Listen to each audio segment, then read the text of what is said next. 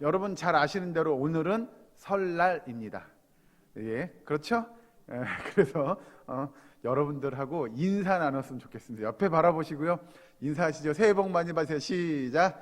예, 새해 복 많이 받으세요. 예, 예, 예, 예. 저는 좀 격하게 표현하겠습니다. 하나님이 주시는 축복이 여러분들과 여러분들의 가정에 넘치기를 주의 이름으로 축원합니다. 예, 2023년이 정말 그런 한 해가 되었으면 좋겠습니다. 예, 하나님이 주시는 복을 받아 누리는 저와 여러분이 되기를 정말 간절히 축원합니다. 예, 그래서 사실은 여러분 오늘 본문의 잠언 17장 1절에서 3절까지 말씀을 준비했습니다. 여러분 잠언서를 보시면 17장 1절에 보면 마른 떡 한 조각만 있고도 이렇게 시작합니다. 우리 권사님들의 지혜를 조금 빌렸으면 좋겠어요. 떡을 만드는데 왜 마른 떡을 만들었을까요? 라고 하는 겁니다. 왜일까요? 마른 떡이라고 하면 뭐가 안 들어갔을까요? 누룩이 안 들어갔을 겁니다. 왜 누룩을 넣지 않았을까요? 뭐 하지 말라고요? 예, 상하지 말라고요. 바짝 말려야 뭐 하지 않아요? 예, 오래 먹을 수 있는 거죠. 여기서 그러면 마른 떡이라고 하는 건 쉽게 얘기하는 누룩이 들어가지 않은, 그러니까 불리지 않은 딱딱한 떡입니다. 그러면 왜 떡을 딱딱하게 만들까요? 라고 이야기하면 그 떡을 딱딱하게 만들어야 그 떡이 오래 갈 수 있는 겁니다.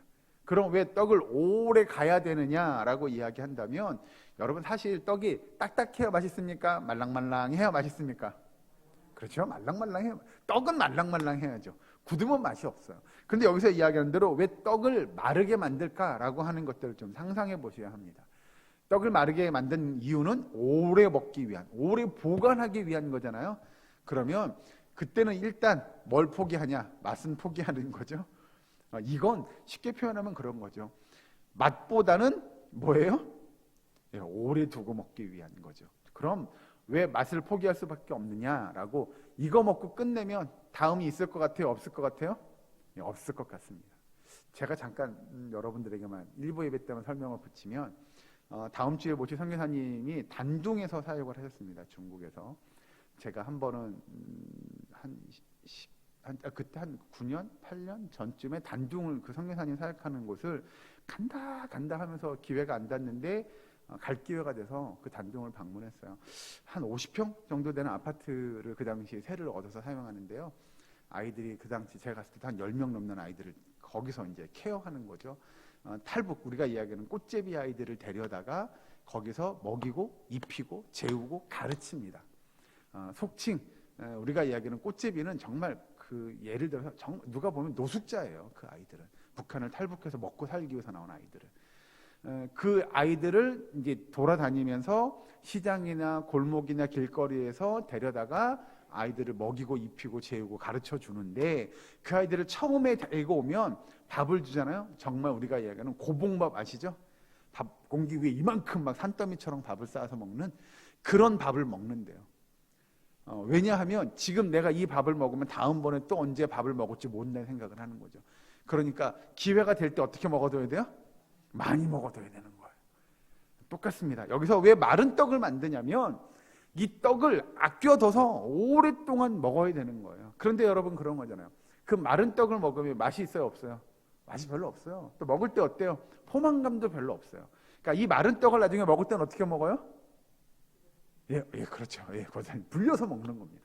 물에 찍어서 불려가지고 먹어야 왜요? 포만감이 생기는 거죠. 우리 어르신들, 우리 권사님들 연배 정도 되면 한 60년 전, 70년 전엔 정말 먹고 살기 어려운 그 보릿고개를 넘던 시절이잖아요. 그러니까 그때에도 그렇잖아요. 먹을 게 없으니까 뭐든 배만 불리면, 배만 채우면 좋은 시절. 그런 시절을 살아갔던 사람들이 있는 거죠. 여기서 우리가 이야기하는 이 잠언이면 벌써 2000년 전 이야기니까 그런 어려운 시대를 살았던 삶 중에 정말 서민들은 먹고 살 게 없어서 떡을 만드는데 떡을 말려서 굳혀가지고 그걸 오래 보관하고 먹을 때는 정작 물에 찍어서 먹는 그런 삶을 살았던 사람들을 이야기하는 게 마른 떡 한 조각입니다. 그것이라고 또 마른 떡이라고 막 이만큼 잔뜩 쌓아놓고 먹는 게 아니라 그 한 조각 가지고 식구들이 나눠 먹을 수밖에 없었던 그런 삶을 사는 사람들을 비유하는 말이 마른 떡 한 조각만 있고도에 해당하는 사람들이죠. 그 이야기인즉슨 뭐냐면 마른 떡 한 조각으로 식구들이 나눠 먹는 삶을 살아야 한다. 이건 어떻게 보면 물질적인 고단한 삶을 사는 사람들 이야기할 겁니다.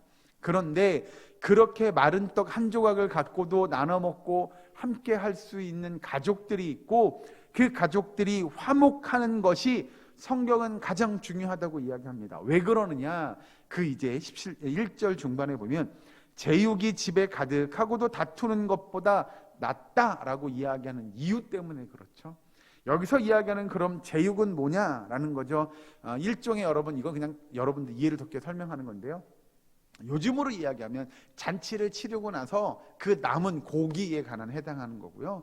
옛날로 이야기하면 구약시대 때는 주로 고기를 뭐 예를 들어서 우리가 소든 양이든 뭐 이런 것들을 고기를 잡는 일들은 주로 제사 때 하는 일이죠. 제사 때 여러분 아시는 대로 제사 드리려면 소를 끌고 오거나 양을 끌고 오거나 끌고 와서 하나님 앞에 제물로 드리고 나서 그 제물로 드린 고기를 어떤 제사는 제사장에게 주고 또 어떤 제사는 본인들이 가져다가 그 고기를 취하게 되는데 그 또한 여러분 물질적으로 여유 있는 사람은 뭘 끌고 와요? 소 끌고 오죠. 그죠? 소 끌고 옵니다.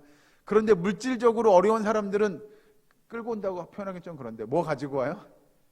비둘기 이런 거 가지고 오는 거죠. 그러니까 여러분 이게 그러니까 하나님 앞에 내가 제사 드리는데 내가 물질적으로 여유 있는 사람은 정말 소를 끌고 오기도 하고 그것도 여유 있어요. 소가 한 마리가 아니라 두 마리 세 마리를 끌고 오기도 하는 거죠. 그런데 정말 물질적으로 어려운 사람은 소가 뭐예요? 양이 뭐예요? 그 비둘기 한 마리도 어렵게 갖고 와서 하나님 앞에 제사를 드리는 건 물질의 풍성함을 나타내는 게 바로 여기서 제육에 해당하는 거예요. 예를 들면 소를 끌고 와서 소로 하나님 앞에 제사를 드렸는데 여러분 그 소를 하나님 앞에 제사 드리고 자기들이 갖다 먹으면 여러분 소 한 마리 먹으려면 몇 명 정도 먹을 수 있죠? 이런 거 염두에 두셔야 됩니다. 먹고 남으면 어디에 넣어놓으면 돼요? 냉장고에 넣어놓으면 되죠. 옛날에는 냉장고가 있어요? 없어요? 없어요. 그러니까 잡으면 어떻게 해야 돼요?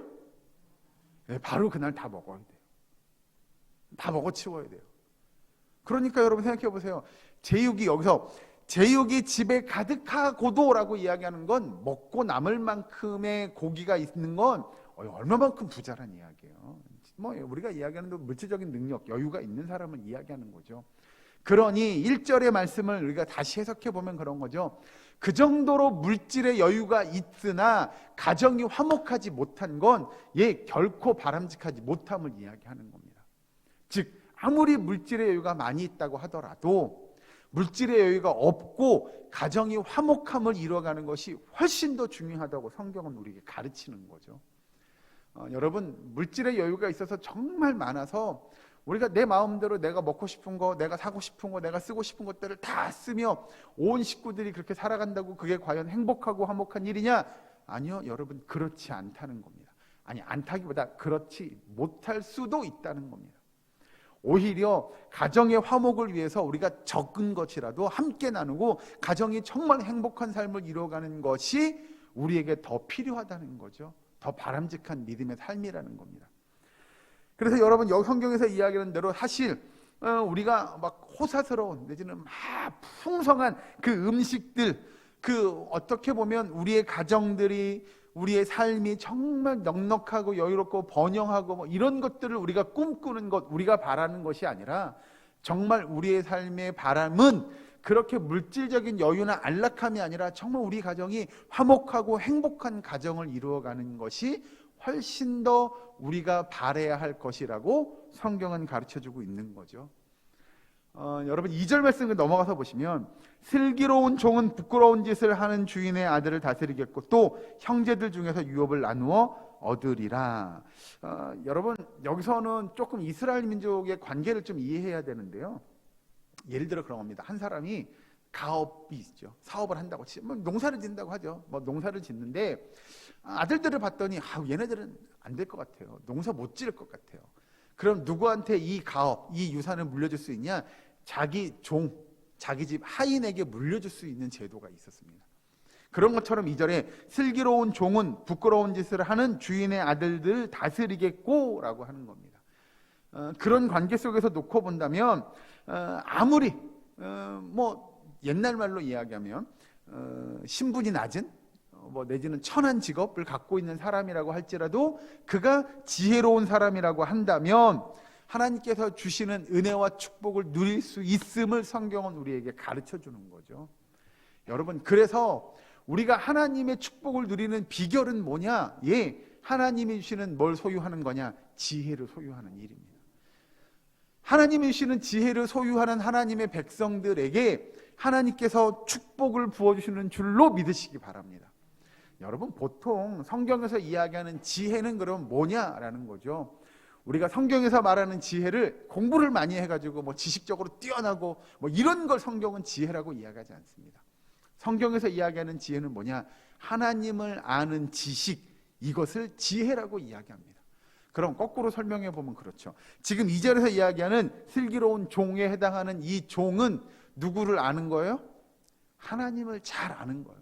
하나님을 잘 아는 건 바꿔 표현하면 그거죠. 하나님을 잘 섬기는 종이에요. 지혜롭게 하나님이 어떤 분인지를 아는 자가 하나님을 잘 섬길 수 있는 거죠. 이거 어려운 표현을 하면 그럽니다. 하나님을 잘 아는, 하나님에 대한 이해가 필요한 거죠. 하나님이 어떤 분이신지를 알아야 우리가 하나님을 온전하게 제대로 섬길 수가 있는 겁니다. 성경은 그래서 우리가 보통 표현하기를 뭐라고 표현하냐? 하나님은 온 우주 만물을 창조하신 분, 그 온 우주 만물을 다스리시는 분, 하나님은 전지전능하신 분이라고 우리는 알고 있죠. 그래서 우리는 우리를 하나님의 종이라고 표현하고 하나님의 백성, 하나님의 자녀라고 이야기하고 하나님의 피조물이라고 이야기하는 이유가 거기 있는 겁니다. 그러니 우리 하나님은 못할 게 없는 분이시죠. 모르는 게 없는 분이시죠. 그런 하나님을 그러면 우리는 어떻게 대해야 할 줄로 우리가 고민해야 합니다. 과연 그 능력의 하나님, 그 전지전능하신 하나님, 온 우주 만물을 창조하시고 다스리시는 하나님, 우리를 만드신 하나님, 우리를 다스리신 하나님을 우리가 어떻게 섬겨야 될지를 아는 일이 중요하다고 성경은 가르쳐 줍니다. 그래야만이 우리가 하나님이 주시는 축복을 누리며 살아갈 수 있음을 고백하는 저와 여러분 되기를 주 이름으로 축원합니다. 하나님을 잘 아셔야 됩니다. 하나님이 어떤 분인지를 알아야 우리가 하나님이 주시는 축복을 누리는 그 과정, 그 단계로 나아갈 수가 있는 거죠. 자, 그리고 3절 말씀 같이 한번 읽어주실까요? 3절은 다시 한번 시작. 도가니는 은을, 풀무는 금을 연단하거니와 여호와는 마음을 연단하시느니라. 아멘. 여러분 도가니 아시죠? 그 막 불 타오르는 그 도가니가 은을 연단하고 풀무가 금을 연단하는데 사람의 마음을 살피고 또 사람의 마음 속에서 여기서 표현을 빌리면 이제 불순물들을 제거하시는 거죠. 그 제거하셔서 우리를 여기서 표현대로 빌리면 우리의 마음에 있는 불순물을 제거하셔서 우리의 마음을 순수하게 만드시는 일들을 누가 하시는 거예요? 여호와 하나님이 하시는 거예요. 그래서 우리는 그걸 두 글자로 뭐 한다고 표현하면 연단한다고 표현하는 거죠. 사실 여러분, 우리는 연단받는 일은 썩 기쁜 일입니까? 그렇지 못한 일입니까? 썩 기쁘지는 못합니다. 예를 들어서 여러분, 군인들이 훈련 받잖아요. 훈련 받는 건 힘든 일입니까? 즐거운 일입니까? 힘든 일이죠. 힘든 일이죠. 그런데 성경에서 우리는 하나님의 그 연단을 통하여 우리가 정말 순수한 하나님을 향한 믿음의 모습을 갖게 하신다고 이야기하시죠. 다시 3절 보시면 여호와는 마음을 연단하신다라고 이야기합니다. 그러면 앞에서 예를 들어서 3절 앞에서 이야기는 풀무는 금을 연단한다라고 이야기하는데 보통 여러분 금을 풀무에 넣어서 녹여가지고 연단하는 이유는 뭐냐? 우리가 이야기하는 대로 그 금을 순금으로 만들기 위함이죠. 불순물이 없는 순수한 금. 그런데 불순물이 없는 순수한 금을 그 다음에 녹여서 불순물을 걸러내서 그 다음에 뭘 만들어요? 우리가 원하는 모양을 만들죠. 그렇죠, 여러분? 그럼 요즘에 그 홈쇼핑에 보면 요즘에 그런 거 가끔 보이더라고요. 그 골드바 이렇게 파는 거 여러분 보시잖아요. 금을 녹여서 그렇게 원하는 모양으로 만드는 거죠. 어떤 분들은 반지를 끼고 다니기도 하고, 예? 어떤 분들은 뭐 열쇠로 만들기도 하고 뭐 그런 것들이 있잖아요.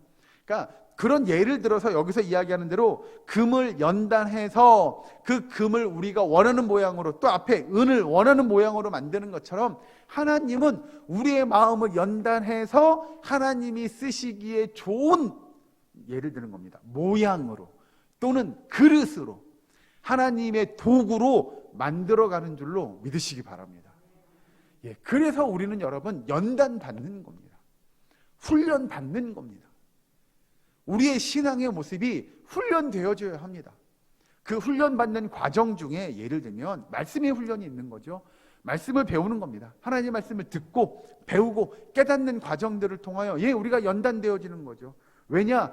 이 말씀을 통해서 우리의 삶이 변화되기 때문에 그래요. 하나님의 말씀을 읽고 듣고 묵상하고 깨달아야만이 우리의 삶이 정말 하나님을 기쁘시게 하는 믿음의 삶으로 변화되거든요. 듣지 않으면 우리 안에 믿음이 자라날 수가 없어요. 그런데 중요한 건 그 말씀을 잘 들으셔야 돼요. 잘못 듣기 시작하잖아요. 잘못된 길로 갑니다. 저는 요즘 성경은 그 단어가 바뀌었던데요, 좀 조심스럽긴 합니다만, 옛날 우리가 개역 한글 성경에서는 그 성경이 뭐라고 표현하냐면 몽학선생이라는 표현이 등장합니다. 그 쉽게 예를 들면 그런 거죠. 앞이 안 보이는 사람이 길을 인도해 가요. 여러분 제대로 갈 수 있겠어요, 없겠어요? 없죠. 어떻게 제대로 가겠어요? 바른 길을 갈 수가 없는 거죠.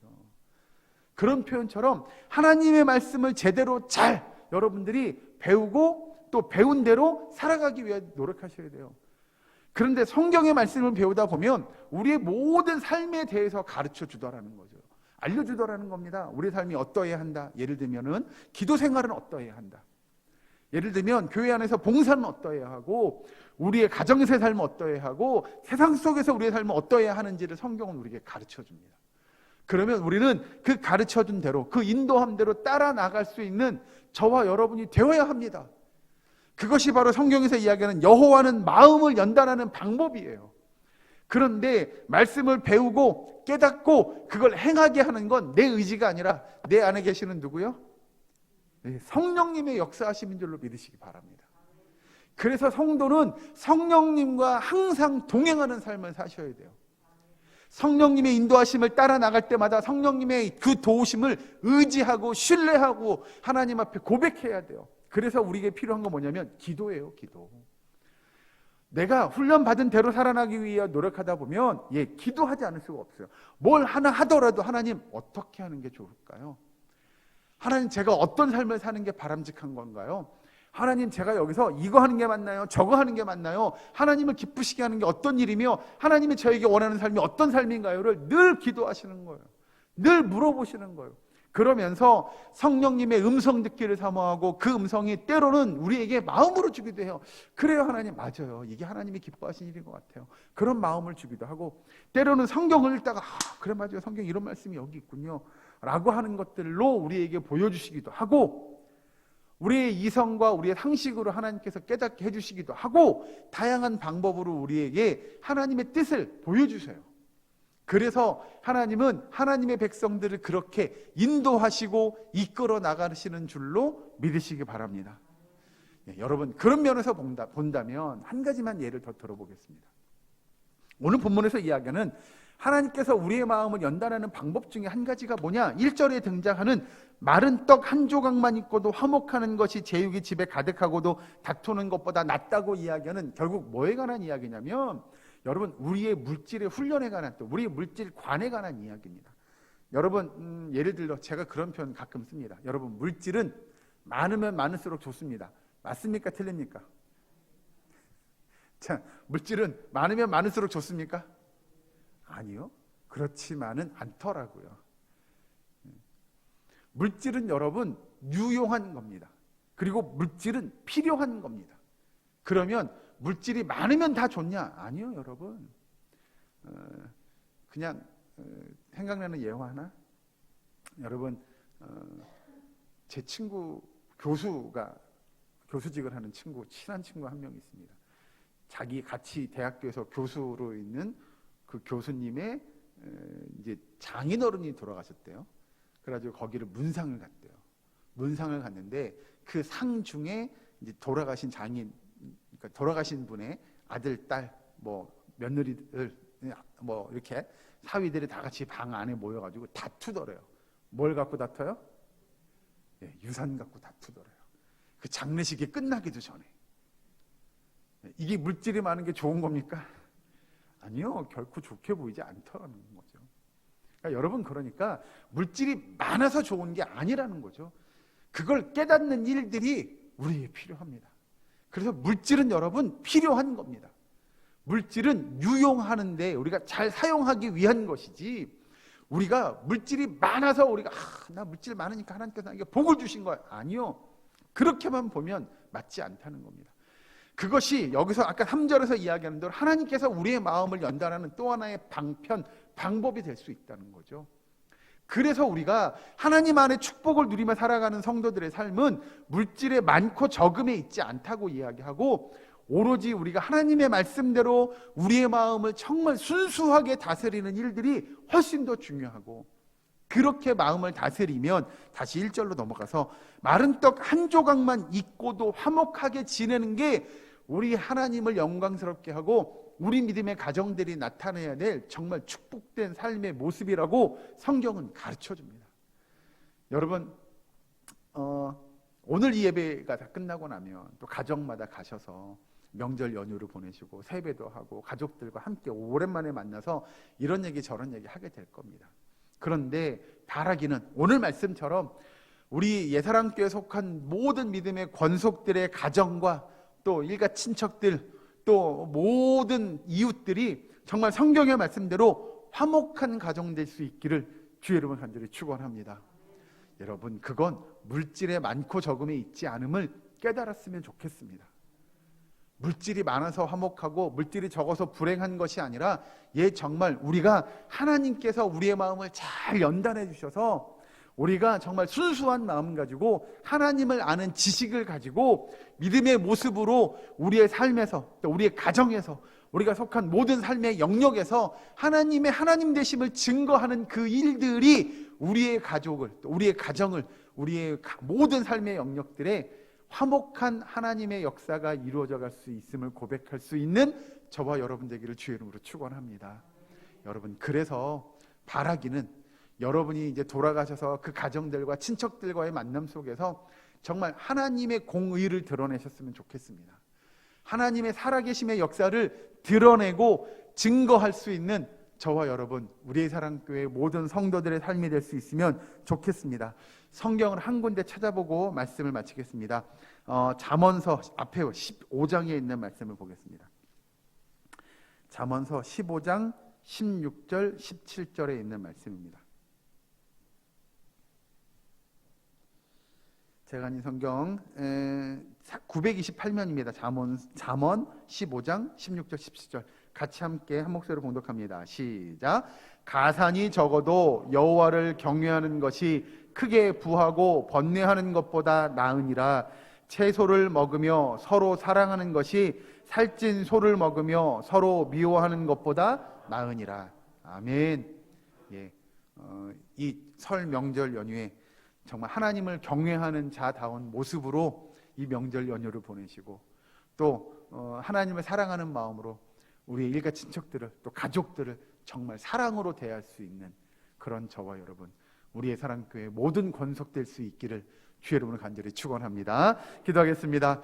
사랑과 은혜 하나님 감사합니다. 아버지, 설날입니다. 아버지, 우리가 함께 하나님이 주시는 그 축복을 나누며 함께 하나님의 영광을 드러내는 믿음의 귀한 권속들 될 수 있도록 주여 인도하여 주시옵소서. 정말 물질의 부함이 아닌 하나님의 자녀다운 순수하고 성결하고 정결한 모습으로 나아가게 하시고, 하나님의 은혜가 우리가 속한 모든 가족들에게 또 모든 삶의 영역 속에서 늘 풍성하게 임할 수 있도록 주님 도와 주시옵소서. 아버지, 이 시간 간절히 기도합니다. 이 시간에도 먼 고향길을 출발하며 또 그 고향길을 다녀오는 그 발걸음들을 인도하시고 주장하셔서 아버지 안전하게 그 길을 다녀올 수 있도록 도와 주시옵소서. 그 운전대를 붙잡아 주시고 함께 하셔서 한 사람도 사고 나지 않도록 주님 도와 주시옵소서. 아버지, 우리 권사님의 그 아픈 팔을 붙잡아 주시고 우리의 사랑교회에 속한 모든 환우들에게도 주께서 은혜 주셔서 아버지 쾌유의 역사가 또 회복의 역사가 임할 수 있도록 주님 도와 주시옵소서. 아멘. 감사드리며 예수님의 이름으로 기도하옵나이다.